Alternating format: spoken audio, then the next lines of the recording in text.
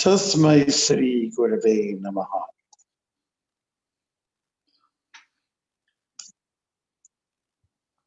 Okay.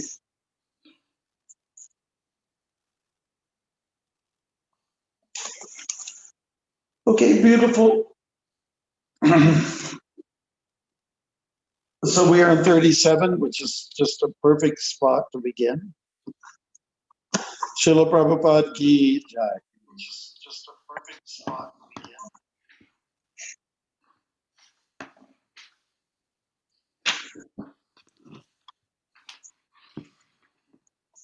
Okay, so I'll start with verse 37. Arjuna said, "O Krishna, what is the destination of the unsuccessful transcendentalist who in the beginning takes to the process of self-realization with faith, but who later desists due to worldly mindedness, and thus does not attain perfection in mysticism?" Very valid question, you know.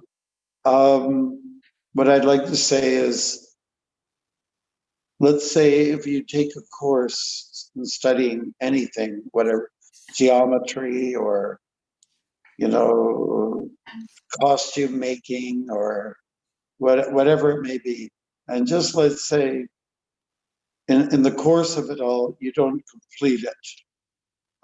You decide, you know, something happened, a tragedy in your life, and you can't finish the course. So does that mean that of course, you put some money into it, and is it a total loss? Did you gain anything from going halfway? And the answer really is yes. Even if you lost your tuition, you still have gained some skill, some wisdom. Your talent was put to good use. Your brain was well wired for the course that you're serious about. So those benefits are there. Of course, if you're talking about being very materialistic, you simply think, I lost all my money and I didn't get my degree. But you did learn some, you know, let's be optimistic. So Krishna, in his optimism, is expressing here in verse 37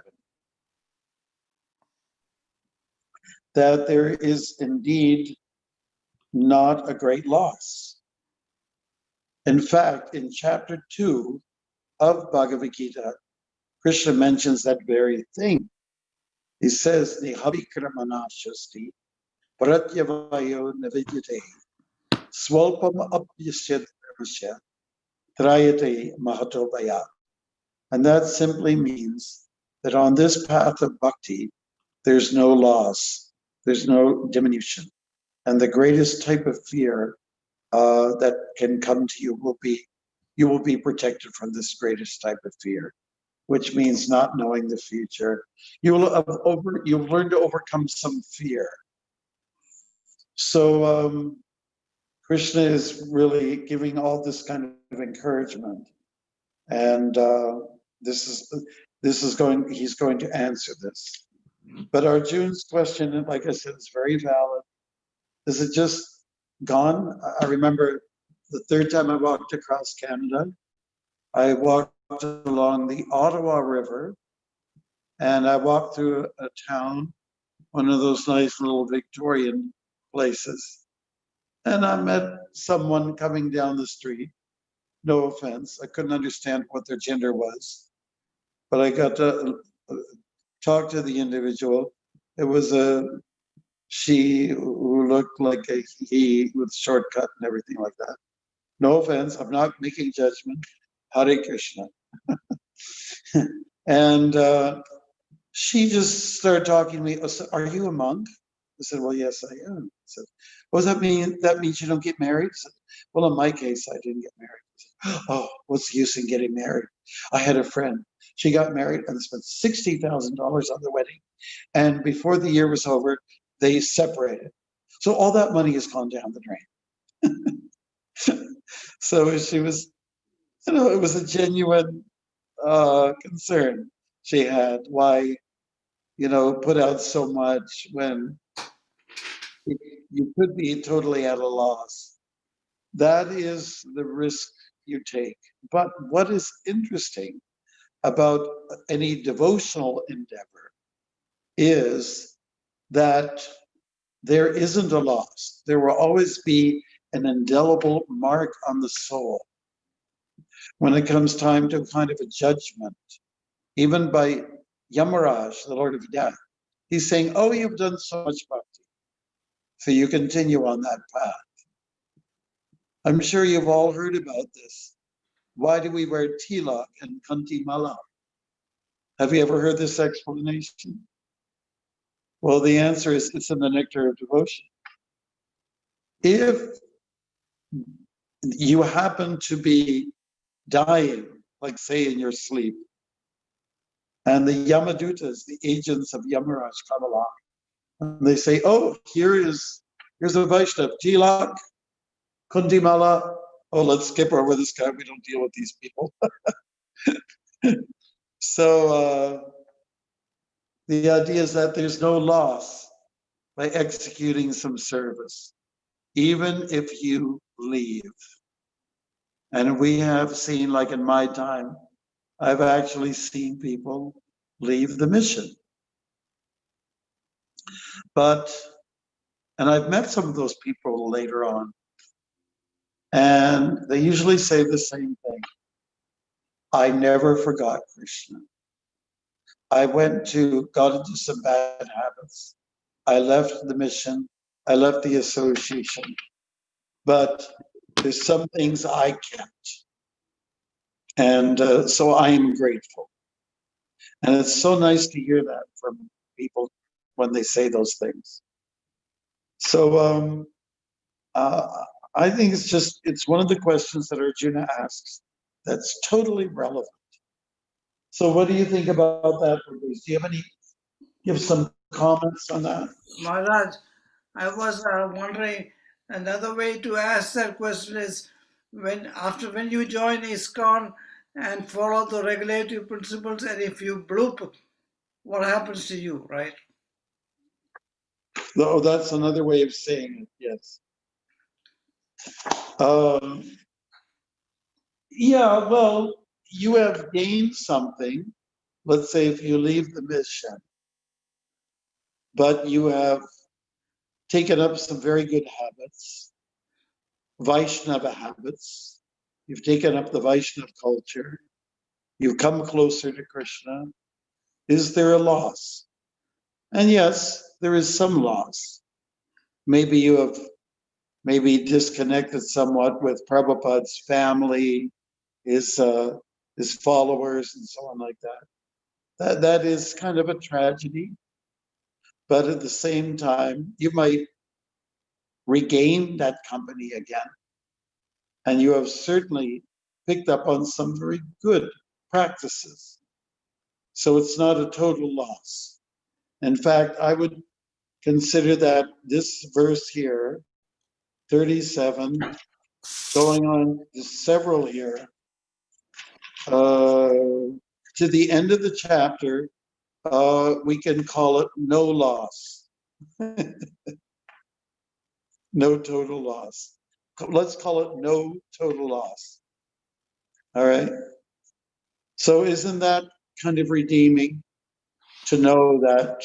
I mean, we're just at verse 37. We just asked the question. I'm just jumping ahead a little bit with the answer. What do you, Prabhu, say about this question? Apart from what Anantashesh was saying, it's a genuine question that comes up. Maharaj, I feel like it's an analogy that I use sometimes with if one walks out their door And then they go to a forest path and they decide to take a walk, and they're walking down the forest path, and then they might stumble and they fall. But when they get back up, they don't start back at their door of their house.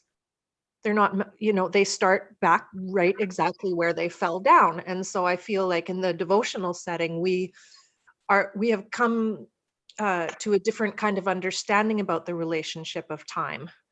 And it's, That's a very nice example. So the idea is that you've made some distance and you just keep going, right? You've made some distance. So if you gain something materially, let's say you become a wealthy man or a wealthy woman, what does it mean at the time of death? You just can't take any of your bank account with you. None of it. Not even a penny. Do you remember pennies? Isn't it? It can be a total loss. So here's one thing to consider. Prabhupada gave this quote in the Bhagavad Gita in a purport. He was quoting Jesus, and he said, "What profiteth a man if he gain the entire world but loses his soul?" Isn't that strong? Isn't that powerful? Very. So thank you for that analogy. Walking on trails, I love it. Yeah. So the idea is that you pick up from where you left off. And in our devotional setting, we think about, when we look at time, like it spans through lifetimes, right? So maybe that little trip on the path, we might be down on the ground for, in the universal scheme of things, is a very short time. And, it might be the next life that you get right back up from that exact same spot. That's right. And so, yes, go ahead. Sorry, Marsh, please finish your thought. No, I'm waiting for you. Sorry about that. Yeah, I just had an anecdote from, I think it was last year's Toronto Rath Yatra, and I saw this kind of older gentleman, and he was looking a little bit scraggly. And so I went and approached him, and I was doing book distribution at the book table, and I started talking to him. "Oh, have you heard of the Bhagavad Gita before?" And he's like, "Yeah, I'm a Prabhupada disciple. My name is Bilva Mungal."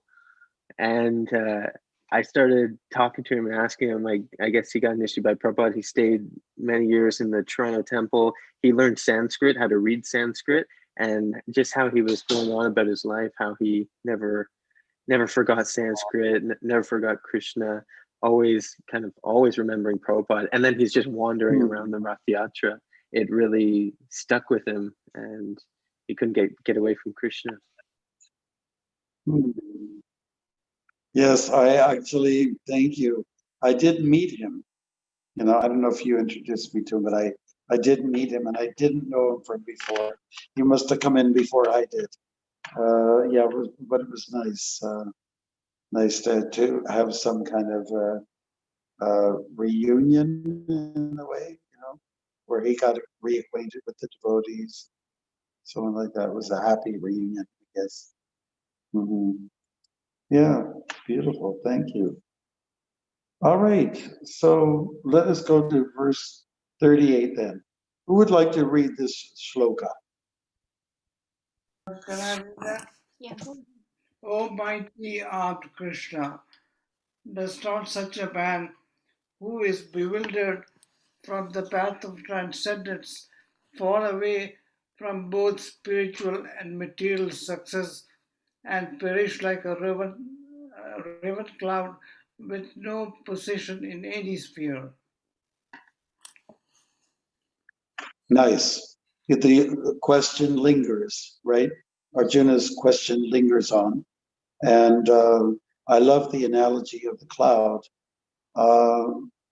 When I walk through the US and Canada, through the plains, You sometimes see that like this most amazing sky, the most incredible blue, and then the white clouds scudding across. And sometimes it would be just a single cloud, a small guy up there, all by himself.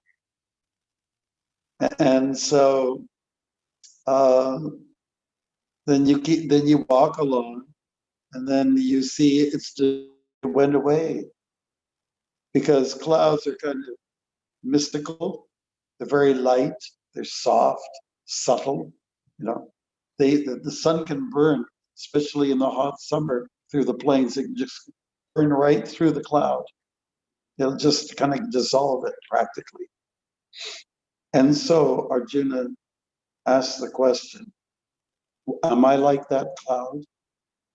If I do this bhakti, if I do this meditation, and I can't make the grade, if I can't go live up to my own expectation devotionally, will I be forgotten?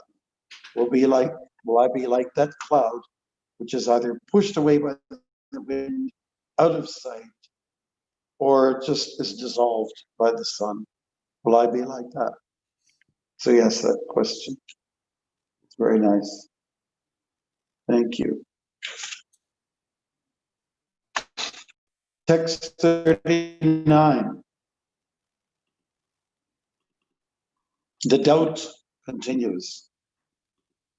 Okay, Who would like to read? I can read that, Maharaj. This is my doubt, O Okay. Krishna, and I ask you to dispel it completely. But for you, no one is to be found who can destroy this doubt. Okay. Beautiful. So the word doubt comes up twice in this shloka. So it's a prominent word, right? We live in doubt because we are not God. We are not perceptive enough to see totally into the future.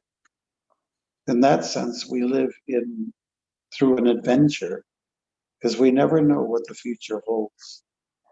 We can never be sure. Only Krishna can do that. So doubt is a part of life. It's a sign of intelligence. Your brain is working, questioning. It's okay. So his doubt is, I want an answer, Krishna, if you could help me with this. I want to invest in Bhakti, some return. I want to get something out of it. You know, I don't want to waste my time. That's really the question, right? We're all in that spot sometimes. We just want to say, I don't want to waste my time. Yeah. Just like I was just talking to a godbrother and sister. They've been married for 47 years. It's pretty amazing, right? I'm saying that, and Agni put on he says he also lit up. It's possible, you know. So this one devotee, father was with the Air Force, so he worked with planes, fighter planes, and then he had an opportunity to fight for making planes that were going to be making the journey out to Vietnam. And he just decided, I'm not going to waste my time with this. I don't believe in this war. I can do better things. So he made that decision, and he considered, yeah, I'm not going to waste my time. So people are like that. If I'm going down the spiritual path, I want some return. I want to be able to advance, you know. And Prabhupada uses that word a lot, to advance. And when we talk about advancement, we take this, advance some money. We talk about it in terms of, you know, a physical progression. But we have to appreciate that real advancement is more on the spiritual plane. Why? Because you're making spiritual advancement. You're coming closer to the end of samsara, repeated birth and death. Right? So you're coming closer to the end and achieving moksha, liberation from this world. And more important than liberation, of course, is prema, or love of the Supreme. Therefore, one great saint, Bilva Mangal Thakur, not the one that Mandala Ram met the other day, but the original Bilva Mangal Thakur, he said once that now that I have gotten into bhakti, devotion, moksha will come on my doorstep with folded hands, ready to serve me. That means that subservient to bhakti is moksha, liberation, salvation from this world. So what we really want is to love Krishna. We want to love him, and when we love him deeply, that means there is no more birth and death for us. Our miseries are behind us. So love Krishna, and there's a danger that if you achieve some kind of moksha, but if you don't love Krishna, you don't have a personal relationship with him, you could maybe come back to this world. It's possible. Practically not, but it is possible. So the most safe place, everybody's talking about safety, is to be at the lotus feet of Krishna in that service mood. Good. Shall we go to the next verse, 40? Who would read? Hare Krishna, the devotees, Hare Krishna Maharaj. I can read it. 1 minute, Arjuna. Maharaj, he has a question. You said practically not possible coming back. What can you explain a little bit of that, please? Yes, Prabhupada said practically not in regards to coming back to this world. There's a lot of statements in the Gita where Krishna says, when you come back to me, you don't come back to the world again. So that is the policy. You're not likely to come back here, but for some accidental reason, or perhaps the Lord's will, you might come back here to help other people. You know, you might be a doctor or a health care worker that goes into the pandemic, goes into the infected area and helps people, goes for that kind of sacrifice. I'll go, I might get sick, but I'm going in there anyways, and I'm going to help my fellow human being. So well, that might be the reason that we come back to this world, to help with the outreach mission, to help bring souls and pull them back with us.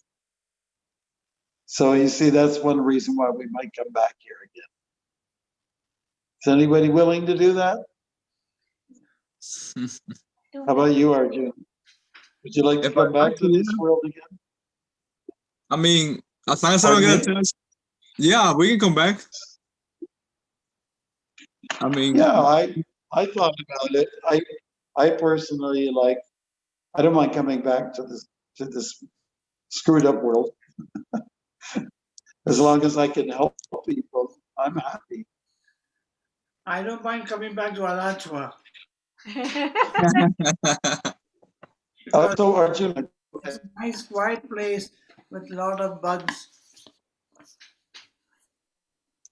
I can come back if I have to come back. It's fine. I mean, as long as we can bring people to Krishna, it's all this is what we're here for, anyways. You know. Yeah. Okay, would you As like long to as I can go on walks 40? with you, Maharaj. What's that? As long as I can go on walks with you, then I'd be super happy. Yeah, I'm into the walks. I'm into the trails. I miss it very much. Anyways, let's get to text 40. Okay. The Supreme Personality of Godhead said, "Son of Prita, a transcendentalist engaged in auspicious activities does not meet with destruction either in this world or in the spiritual world. One who does good my friend, is never overcome by evil. Right. So with the answer that Krishna gives, it comes great reassurance.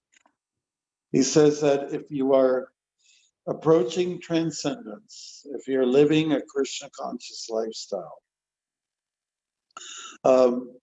you are in a good position. You know, yeah, you will not meet with destruction either in this world or in the spiritual world. Basically, Krishna is saying, if you're doing good, then you are good.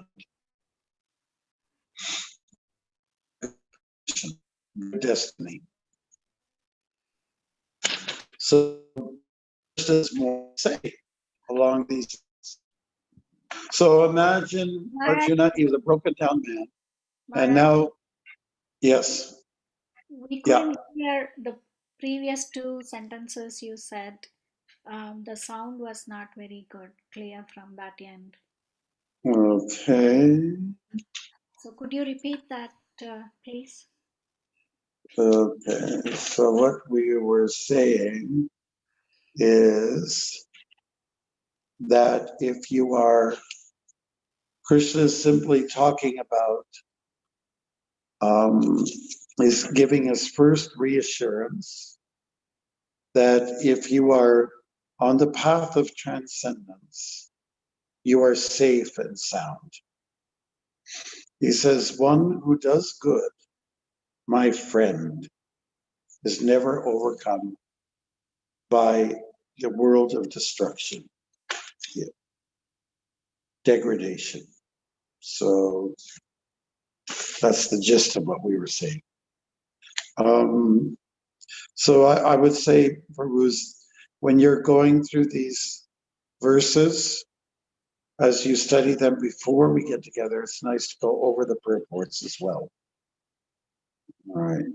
Okay, we will do that. All right. So now text 41, somebody who hasn't had a chance. What about Jai Shri Vrinda? Is she with us?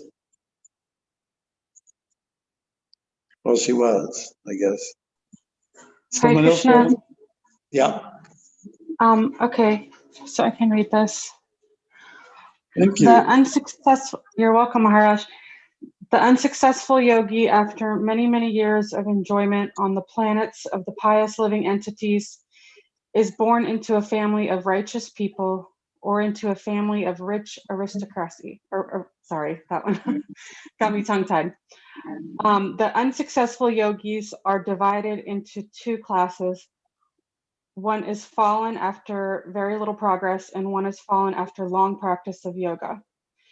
The yogi who falls after a short period of practice goes to the higher planets, where pious living entities are allowed to enter. After prolonged life there, one is sent back again to this planet to take birth in the family of a righteous Brahmin Vaishnava or of an aristocratic merchant. The real purpose of yoga practice is to achieve the highest perfection of Krishna consciousness, as explained in the last verse of this chapter. But those who do not persevere to such an extent and who fail because of material allurements are allowed, by the grace of the Lord, to make full utilization of their material propensities. And after that, they are given opportunities to live prosperous lives in righteous or aristocratic families. Those who are born in such families may take advantage of the facilities and try to elevate themselves to full Krishna consciousness. Jai, thank you very much. And we appreciate you reading the purport. I was not indicating that we have to do that at every verse, but just on your own, you can study the purports. But that was very nice to hear from you. So I would say that this is a very strong verse about Krishna's reassurance. Look at the Shuchinam Shrimatange Yogo Brashto Vijayate. That's in the Sanskrit. So he's saying that don't worry, you will have a good life for some time. You'll not fall into evil. But when it comes time for you to get serious about spiritual life again, you'll be born into a lofty family, meaning shuchi. Shuchi means clean. Clean means Brahminical. That means people who are spiritually trained, pious, as the word is that Prabhupada used quite a bit. And Shrimat usually refers to the Kshatriyas. Why those two classifications of people? Well, because they're trained in spirituality. Even the martial artists of the past in Vedic times, they were trained into the spirit. They understood. They heard about. They know the difference between the body and the mind and the soul and so on. Like they're trained to be spiritual individuals. They learn from a guru, from like a yogi type mentor. So whether you are born into like a Brahmin family or like we mean pious or Kshatriya, again, pious persons, you are in such a strong position because it's our parents and it's our environment that shape us. Isn't it? Can anybody deny that? It's your parents that shape you, especially in the formative years. And also the environment they've created for you. The school you go to, the kind of clothes you're wearing and everything like that. You know, the provisions they provide you, good food, water, sunlight, all those things. So if the environment is very supportive and there's a lot of spirituality all around you, then you are in such a strong position. So I just want to tell you, I'm working on a book and I am interviewing a whole bunch of devotees who were there in the early days. And I'm seeing that a pattern. And the pattern is that if those devotees who were born in a very wholesome kind of family background where the mom and dad kind of stayed together, or they knew how to compromise, they knew how to deal with, even though there was some difficulties, they knew how to get over it, you know. Those devotees came out to be very successful. And those that had a less fortunate upbringing, they struggle a lot more. So I'm just relaying to you a pattern that I see. Okay, any concerns you propose may have here on this first 3 shlokas? I have a comment. Yes. So basically, in Spanish, they have a saying. They say if you hang out with a limp person, they say you'll be limping in a year as well. Can you say it one more time? If you hang out with a person who's like limping, you're gonna be limping as well in a year. Oh, yeah. Yeah, So, yeah. very true. Yeah, yeah. So just the association means so much. Okay, let's go to 42. So, sorry, Maharaj, I'm sorry to interrupt. Could you please give some advice to those of us who may have had the very difficult upbringings and what we can do to help ourselves? You know, of course, in Krishna consciousness, we're all in a great position, but.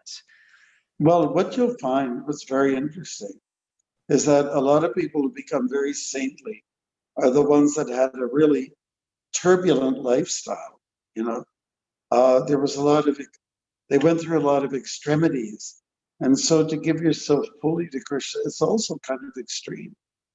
But when you do give yourself to the Lord, to Krishna's lotus feet, you'll find that that is the most protected position to be in.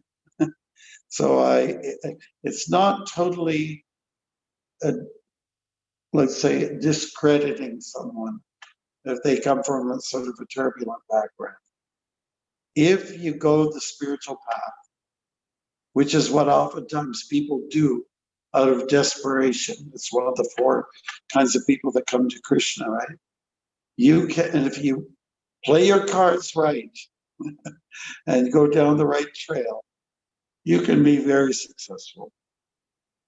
More successful spiritually than those people who come from a very pious background, because oftentimes pious folks, they just stay with the family and they, you know, they may have good, let's say, good directions in their life. There's good signs all around them, but they may not be advancing so quickly.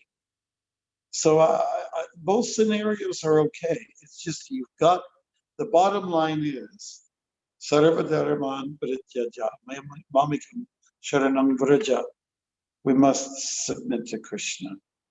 So from a practical point of view, I would say that those of us who had a little tough in our life, we're missing a mother, or we're missing a father, or maybe both, or we have a mother and a father, and they're not acting like a mother and a father.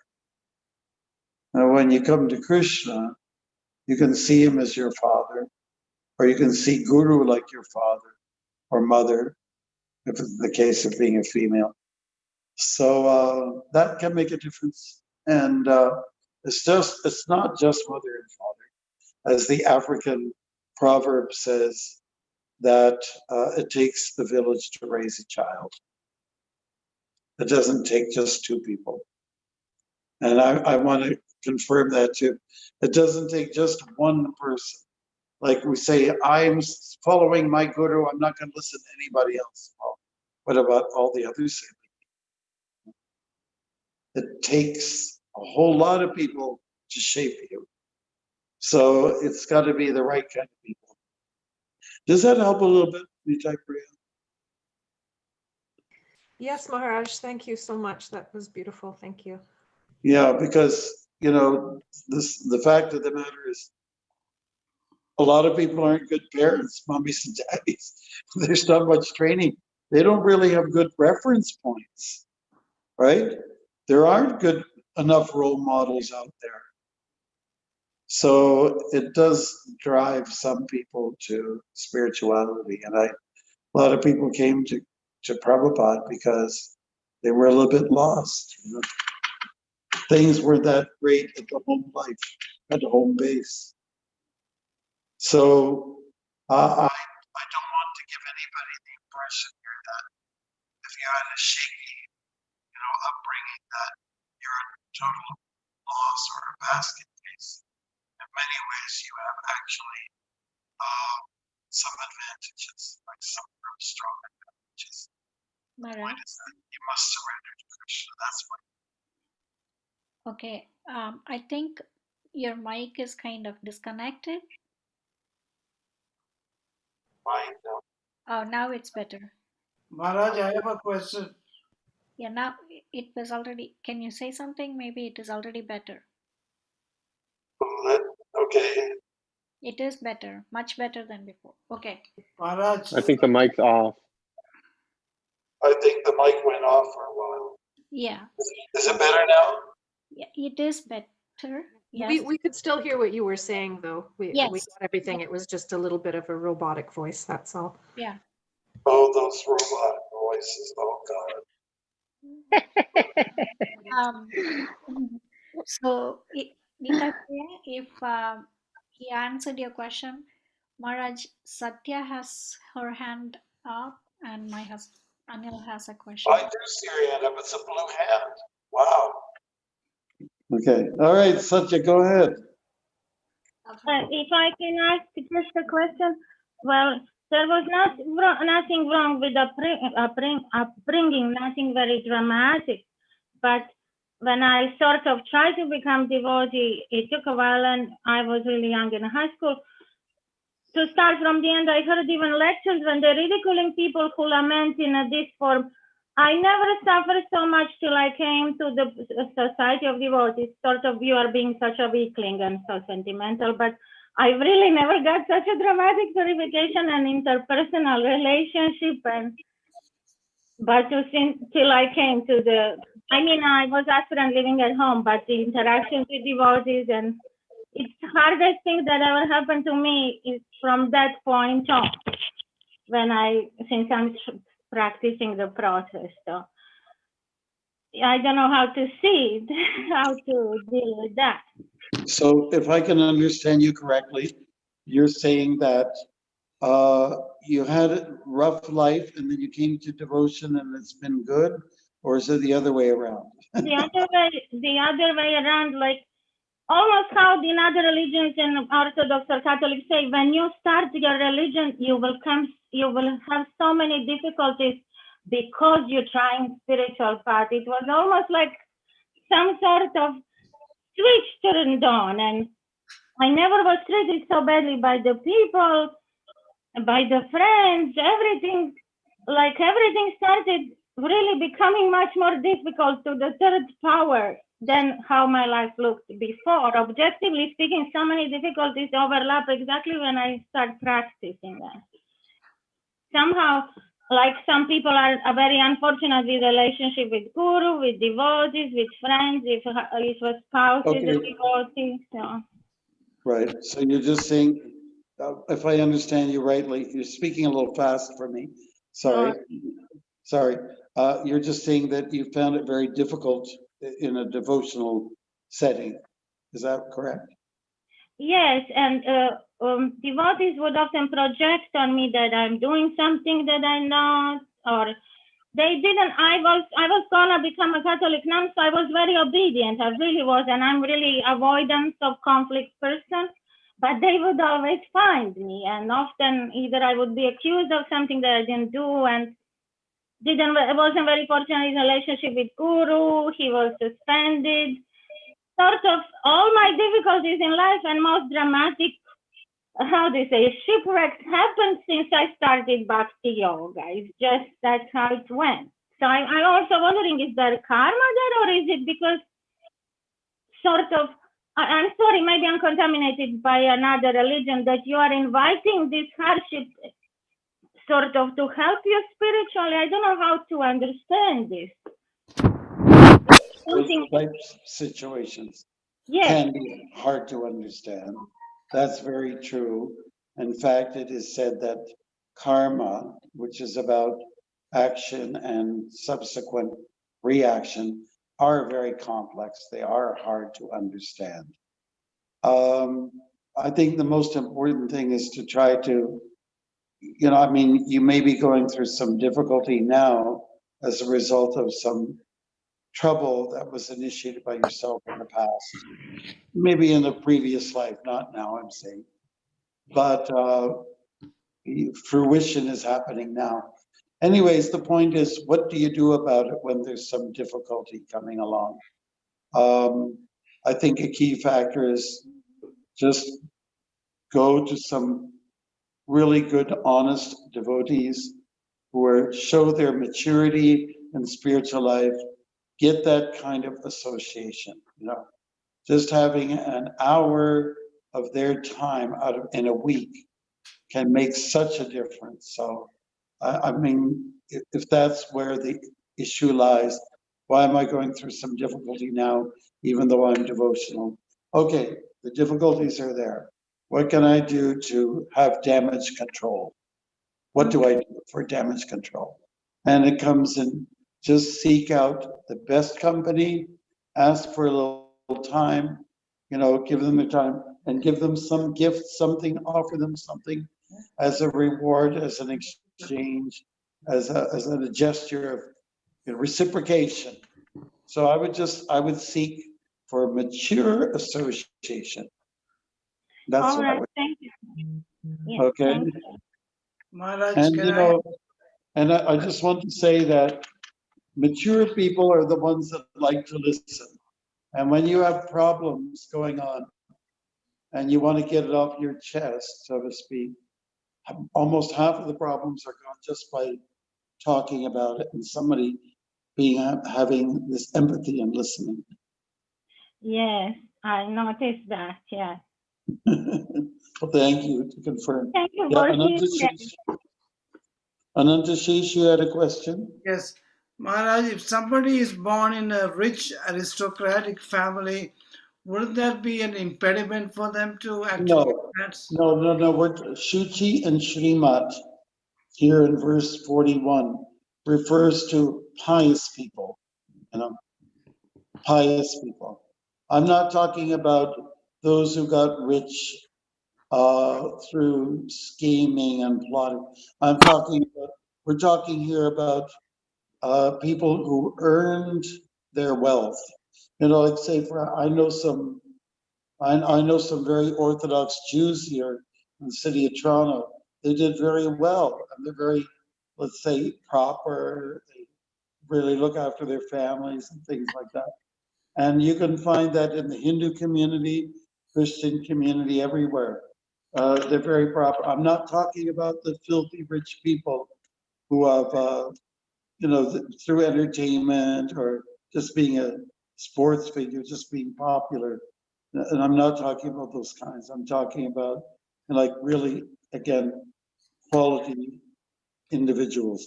That's not my take. This is what Krishna's talking about. Prabhupada keeps saying pious people, pious. Okay. Thank you. So let's go to verse 42. It might be our last verse for today. And so let's go for that. Is there somebody who hasn't read yet today that would like to read? I can read. Okay, go. Or, if unsuccessful after long practice of yoga, he takes birth in a family of transcendentalists who is surely great in wisdom. Certainly, such a birth is rare in this world. Yes, so this is again a verse of reassurance where Krishna is saying it's not that you're, in the previous verse he's talking about a Brahmin family or Kshatriya family, those who are trained in spiritual culture. Now this sloka says, well, you can actually be born into a super duper devotee family. And that really makes a big difference right there. Srila Prabhupada talks a little bit in the purport.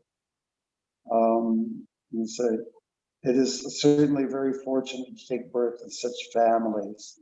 Fortunately, both our spiritual master, he's talking about Bhaktisiddhanta Saraswati, and our humble self had the opportunity to take birth in such families. Your sound is not, Maharaj.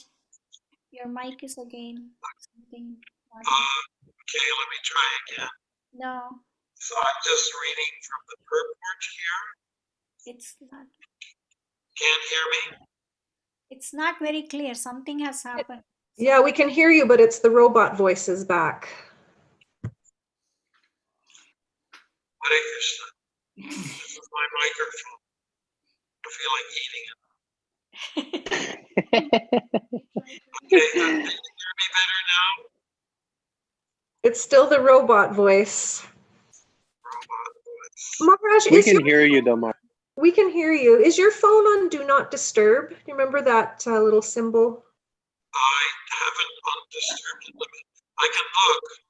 Because I'm wondering, sometimes I find on my own phone, if I'm doing something in a call and I get interrupted, the sound goes funny. And it, Yes, but no, it's not on Do Not Disturb. okay. Okay, so we've got 5 minutes left. Am I still a robot? Yes. Yes, Maharaj. But you're a very clear and concise robot, Maharaj. Okay. I am Krishna's robot. Okay. A transcendental robot. I've never met those before. Not Darth Vader. Oh my God. I don't know if that's a compliment or not. Sorry, what was the point?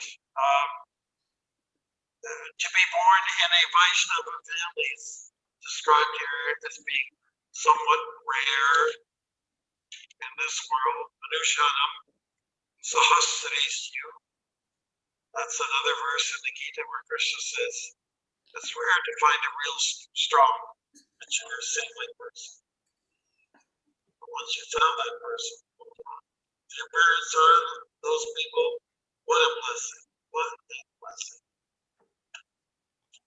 And when I started my robot meeting, I was just talking about how Prabhupada and his guru were born into Vaishnava families and how they were fortunate. Let's draw a comparison. Everybody knows Bhaktivinoda Thakur, right? Yes. So Bhaktivinoda Thakur wrote some beautiful songs. He was very advanced in Krishna consciousness. My personal friend and godbrother was a religious scholar and trained in Sanskrit by Professor O'Connell. He wrote a book on Bhaktivinoda Thakur, and we talked about that book, and he told me personally Bhaktivinoda Thakur was converted. He was not born necessarily as a Vaishnava Krishna Bhakta, you understand? And he was raised by Christians. Huh. So you can say that he was converted. I mean, from our point of view, he was a pure devotee. But when he started to get interested in Krishna consciousness, as opposed to the Christianity that he was somewhat more familiar with, he was looking for a Bhagavatam, he was looking for Chaitanya Charitamrita, and he was having a hard time finding it. So the point is that he was on a real deep search for what he embraced later on. So the story, the reason why I'm saying this is that some of the saints that we read about, they were not necessarily born into that total environment of bhakti. It was mixed. They became blessed. But Prabhupada is talking about, the purport of 42, that he was born into a Vaishnava tradition and by his mother and father. And he was talking about his Guru Bhaktisiddhanta, same thing, pure like Vaishnavas, strong Vaishnavas. All right, so those of you who are parenting, I'm urging you, be good devotees. That's the best thing you can do for your children. Even though they'll come to a point where they're on their own, they have to make their own decision. But by your good example, that will always stay with them. And they will always carry with them this kind of piety in some way, shape, or form. They'll always have a soft heart. All right? Is that a direct instruction, Maharaj? Well, it's a realization. Yeah, you have to be a strong devotee. Yeah, definitely. Well, what is a strong devotee? Someone who demonstrates a lot of love for Krishna. At least he or she is obedient and principled. Prabhupada always put a lot of emphasis on principles, right? 4 regulative principles. If you follow those principles, you've got some discipline in your life. You're a controlled individual, meaning you're self-disciplined. Is my robot voice still there? No, your voice is back, but Nobody's saying anything. no, your voice is good. Did I Your lose sound you? is good. So your voice. Can you hear me, Can you hear Maharaj? us? Haribol. Oh my God. Okay. Perfect, Maharaj. Can We you can hear hear you. us? You froze. Yes, you're Hare really, Krishna. he cannot hear us. Oh, Haribol Maharaj? He has a bad connection. His Wi-Fi has been a little funky. Yes. oh, that's what it is. Oh, he's Jai, well, that was nice class anyway. So thank you so much for hosting, Vaishnavi. Oh, Hare it's back. Krishna. Maharaj, can you hear us? Mara, Yeah, I can hear you. Okay, so you couldn't hear us for a minute there, and then your video also was frozen. So Yeah, that's right. You all went you turned into statues. We were so awestruck with that translation. My eyes bulged. I said, "What's going on here?" I don't know why these things happen. We couldn't So- believe what we were hearing. so I have a question about, when Krishna says Shrutinam Srimatam Gehe, well, at least there's one side where we hear, where we somewhere it is said that whoever is born in Brahmin, as Brahmins in this Kali Yuga is previously Rakshasas. Previously, Rakshasas. Something like that, in previous births or somewhere. Who said that? Oh, Sridhar Swami was saying once. Sridhar Swami. He's no more now. Anyway. Well, we have to understand in which context he was saying that. It would be hard. I guess would- Ravana was, even though he was like a demoniac person, he's from, technically a Brahmin family. That's right, but we're not talking about those kind of Brahmins. We're not talking about ambitious Brahmins. We're talking about the real nice, let's say, controlled, or let's say, cool, calm, collected kind of people. We're not talking about those kind of arrogant Brahmins. All right. So the second thing is, somewhere in Chaitanya Charitamrita, Prabhupada writes in one of the purports, someone who worships, pancha upaksakas, he calls them. Yeah, Panchasana. When they do it, he basically defines that pancha upasakas to be atheists, whereas when I was growing up, about, I would say, 99.9% of the families I came in contact with were like that.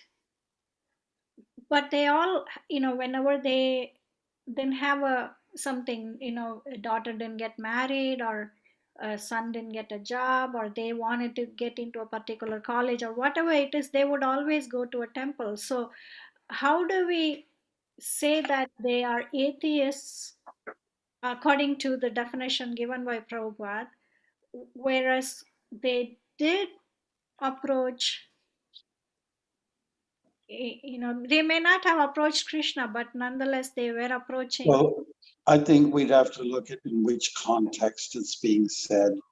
We let's say that they're mixed devotees, mixed devotees, those who go to God when they need him, but when they don't need him so much, I don't care so much. God's like a plumber. A plumber's some kind of low class guy. But when my plumbing needs fixing, oh, thank you for coming. Oh,